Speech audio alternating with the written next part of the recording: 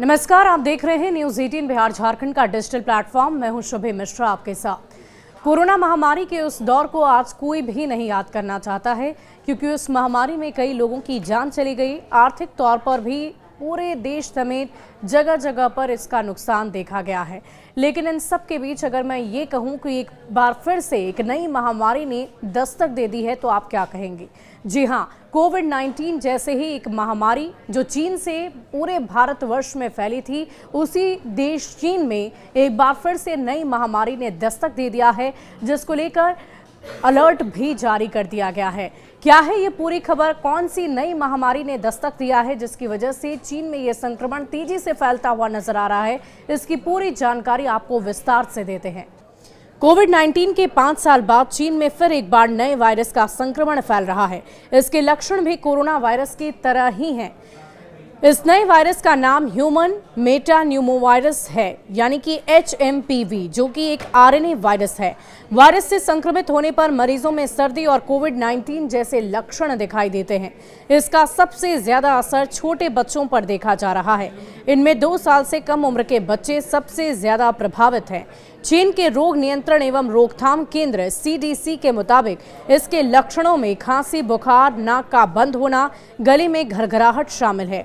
HMVP के अलावा influenza A, mycoplasma pneumonia और कोविड-19 के केस भी लगातार तेजी से बढ़ते जा रहे हैं। इसके मरीजों की संख्या में लगातार बढ़ोतरी देखी जा रही है।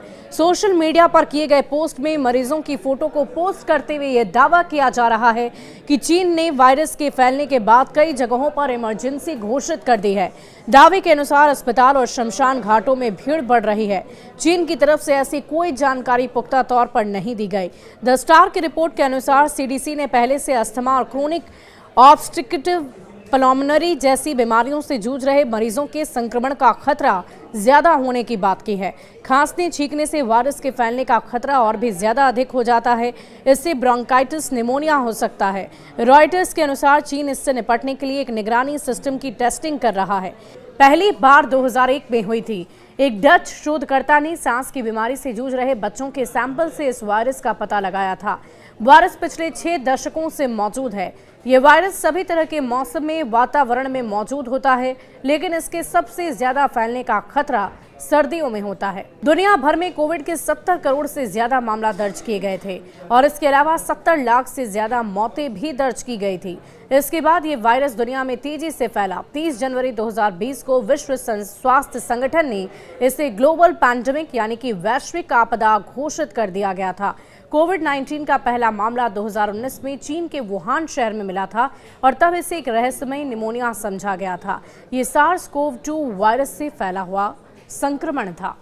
तो साल 2019 और 20 में ये वैश्विक आपदा आई थी, जिसकी वजह से पूरे विश्व में चारों तरफ तबाही का मंजर देखा गया। और इसी बीच चीन के वुहान से ये खबर आई थी, जहां पर कोरोना वायरस के संक्रमण से लाखों लोगों की जान चली गई। और पूरे विश्व की अगर हम बात करें, अलग अलग देशों की बात करें, तो 70 लाख से ज़्यादा मौतें हुई और 70 लाख से भी ज़्यादा केसेस दर्ज किए गए थे। और इसी बीच उसी देश चीन से एक नए संक्रमण के फैलने की आशंका खतरे की घंटी है। इस खबर को ज़्यादा से ज़्यादा शेयर कीजिए ताकि ज़्यादा से ज़्यादा लोग सचेत हो पाएँ, सतर्क हो पाएँ। भारत में भी इस वक्त मौसम बदलता हुआ नजर आ रहा है, जिसकी वजह से संक्रमण तेजी से फैल रहा है। खांसी, सर्दी, बुखार जैसे कई मरीज आपको अस्पताल के आसपास नजर आ जाएंगे। डॉक्टरों के पास लोगों की लंबी कतार लगी हुई है, इसलिए ज़रूरत है अपने आप को बचा कर रखने की। सावधान रहें, सतर्क रहें और अपने परिवार के स्वास्थ्य की भी ज़रूर ध्यान रखें। शुक्रिया।